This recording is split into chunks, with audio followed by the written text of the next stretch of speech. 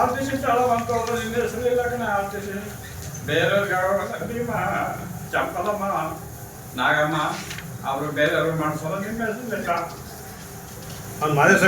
ನಮ್ಗೆ ಏನು ಕೊಡಲಿಲ್ಲ ಆಗ ನಮ್ಗೆ ಏನು ಕೊಡ್ತಿಲ್ಲ ಬರುತ್ತೆ ಇವರು ಇಷ್ಟೆಲ್ಲ ಮಾಡಿಕೊಟ್ರು ಅದರಿಂದ ನನಗೆ ಏನು ಬುದ್ಧಿ ಇಲ್ಲ ಏನು ಗೊತ್ತಾಗಲ್ಲ ಇಬ್ಬರು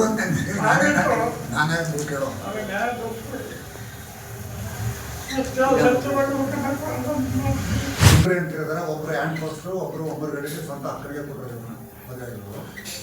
ಇವರಿಗೆ ಕರಗಡ ಸರ್ವೆ ನಂಬರ್ 185/5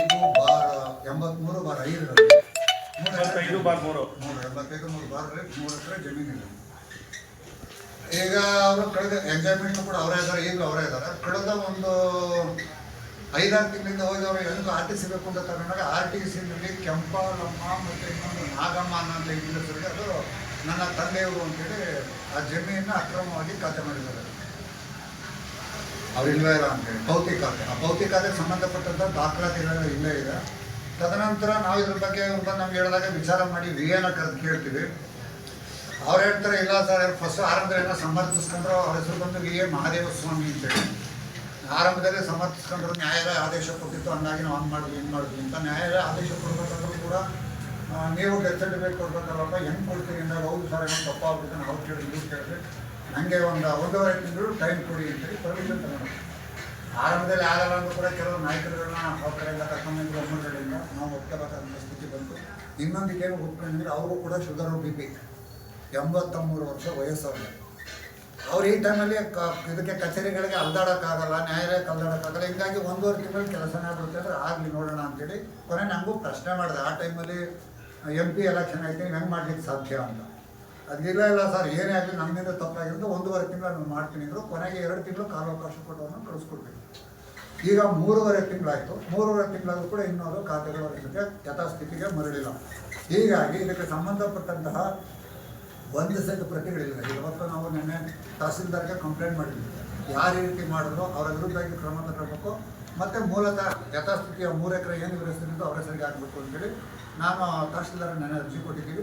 ಇವತ್ತು ಕೂಡ ಸಂಬಂಧಪಟ್ಟಂಥ ಜಿಲ್ಲಾಧಿಕಾರಿಗಳಿಗೆ, ಲೋಕಾಯುಕ್ತರಿಗೆ ಮತ್ತು ES ಅವರಿಗೆ ರಿಜಿಸ್ಟರ್ ರಿಕ್ವೆಸ್ಟ್ನ ಮಾಡ್ತಾಯಿದ್ದೀವಿ. ಇಲ್ಲಿ ಒಂದು ಗಮನಿಸಬೇಕಾದ ಅಂಶ ಅಂದರೆ, ಯಾರೋ ಅವಿದ್ಯಾವಂತರನ್ನ ಇಬ್ಬರು ಹೆಂಡ್ತಿರವ್ರೆ, ಮಕ್ಕಳುಗಳವ್ರೆ, ಮೊಮ್ಮಕ್ಕಳವ್ರೆ, ಇಷ್ಟೆಲ್ಲ ಇರುವಾಗ ಯಾವ ರೀತಿ ಇವರು ಡೆತ್ ಸರ್ಟಿಫಿಕೇಟ್ನ ಮತ್ತು ಇವರು 1988ನೇ ಇಸ್ವಿನಲ್ಲಿ ಸೊದಾಗಿರೋಂಥ ಡೆತ್ ಸರ್ಟಿಫಿಕೇಟ್ ಕೂಡ ಅವ್ರು ಕ್ರಿಯೇಟ್ ಮಾಡೋರು. ಡೆತ್ ಸರ್ಟಿಫಿಕೇಟ್ ಕೂಡ ಇಲ್ಲ ಇದೆ ಭೌತಿಕ ಖಾತೆಯಲ್ಲಿ. ಹೀಗಾಗಿ ಇದು ಬಹುತೇಕ ಒಂದು 15ರಿಂದ 20 ಪೇಜ್ ಇರೋದ್ರಿಂದ ಒಂದು ಪೇಜನ್ನು ನಾನು ಪತ್ರಕರ್ತ ಸಂಘಕ್ಕೆ ಕೊಡ್ತೀನಿ. ಅಗತ್ಯ ಇರುವಂಥ ದಾಖಲಾತಿಗಳು ಇರೋದ್ರಿಂದ ಬೇಕಾದ್ರೆ ಪರಿಶೀಲನೆ ಮಾಡ್ಕೊಂಡು ಅವರು ಖಾತೆ ಮಾಡಿರುವಂಥದ್ದು, RTC ಇವರ ಹೆಸರಿರುವಂಥದ್ದು, ಈಗ ಅದು ಬದಲಿ ಚೇಂಜ್ ಆಗಿರುವಂಥದ್ದು, ಭೌತಿ ಅಂತ ಮಾಡಿರುವಂಥದ್ದು, ಮತ್ತು ಡೆತ್ ಸರ್ಟಿಫಿಕೇಟು ಪ್ರತಿಯೊಂದು ಡಾಕ್ಯುಮೆಂಟ್ ಇದೆ. ಅಮಾಯಕರನ್ನ ವಂಚಿಸುವಂಥ ಜಾಲ ನಿರಂತರವಾಗಿ ನಡೀತಾ ಇದೆ.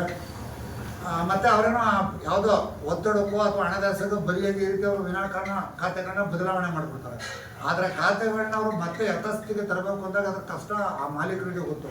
ಹಾಗಾಗಿ ನನ್ನ ಮನವಿ ಇಷ್ಟೇ, ಸಂಬಂಧಪಟ್ಟಂಥ ಜಿಲ್ಲಾ ಮಟ್ಟದ ಅಧಿಕಾರಿಗಳು ಮತ್ತು ಕಂದಾಯ ಸಚಿವರು ಈ ಕಡೆ ಗಮನ ಹರಿಸಿ ಇನ್ನು ಮುಂದೆ ಹೆಗಡದನಕೋಟೆ ತಾಲೂಕಲ್ಲಿ ಯಾರಿಗೂ ಕೂಡ ಈ ರೀತಿ ಅನಾಹುತಗಳಾಗಬಾರ್ದು. ಬದುಕಿರುವಂಥವ್ರನ್ನ ಅಂದರೆ 34 ವರ್ಷಗಳ ಹಿಂದೆ ಸೊದಗಿರೋಂಥ ದಾಖಲಾತಿನ ಡೆತ್ ಸರ್ಟಿಫಿಕೇಟ್ ಕೊಡುವಂಥದ್ದು ಎಷ್ಟು ಸರಿ, ಯಾರು ಕೇಳ್ಕೊಂಡು ಇವ್ರು ಮಾಡ್ತಾರೆ ಅನ್ನೋ ಕಾನೂನು ಕಟ್ಟೆಗಳಲ್ಲಿ ಭಯಗಳಿಲ್ವಾ? ಈ ಕಳೆದ ಸ್ವಲ್ಪ ದಿನಗಳಲ್ಲಿ ನಂಜನಗೂಡು ಕೂಡ ಇದೇ ರೀತಿ ಒಂದು ಪ್ರಕರಣಗಳನ್ನು ನಾವು ನೋಡಿದ್ವಿ. ಹಾಗಾಗಿ ಮುಂದಿನ ದಿನಗಳಾದರೂ ಇಂಥ ಅಮಾಯಕ ಜನರನ್ನು ವಂಚಿಸುವಂಥ ಅಧಿಕಾರಿಗಳ ವಿರುದ್ಧ ಕಠಿಣ ಕ್ರಮ ತಗೋಬೇಕು. ಮತ್ತು ತಾಲೂಕಿನಲ್ಲಿ ಹಿಂಗೆ ಆಗಬಾರ್ದು ಅಂತ ಭಯ ಬರಬೇಕು ಅಂದರೆ ಸಂಬಂಧಪಟ್ಟ ಇಲಾಖಾಧಿಕಾರಿಗಳು ಇಂಥವ್ರ ವಿರುದ್ಧ ಯಾರು ಇದಕ್ಕೆ ಇನ್ವಾಲ್ವ್ ಆಗಿದ್ದಾರೆ. ನಾವು ಒಬ್ಬರನ್ನ ಮೇಲ್ನೋಟಿ ಕೇಳಿದ್ದೀವಿ. ಒಳ ಹೊಕ್ಕಾಗ ಯಾವ ಇಲಾಖೆ ಅಧಿಕಾರಿ ಕೈವಾಡ ಮಾಡಿದ್ದಾರೆ ಮತ್ತು ಇದನ್ನು ಖಾತೆ ಯಾರು ಮಾಡಿಸ್ಕೊಂತಾರೆ, ಇವ್ರ ಬಗ್ಗೆ ಸಮಗ್ರವಾಗಿ ತನಿಖೆ ನಡೆಸಿ ಆ ನೊಂದಿರುವಂಥ ಕುಟುಂಬಕ್ಕೆ ನ್ಯಾಯ ದೊರಕಿಸ್ಕೊಡ್ಬೇಕು ಮತ್ತು ಯಥಾಸ್ಥಿತಿ ಕಾಪಾಡಬೇಕು ಅಂತೇಳಿ ನಾನು ಅವ್ರ ಪರವಾಗಿ ಮನವಿ ಮಾಡ್ತೀನಿ.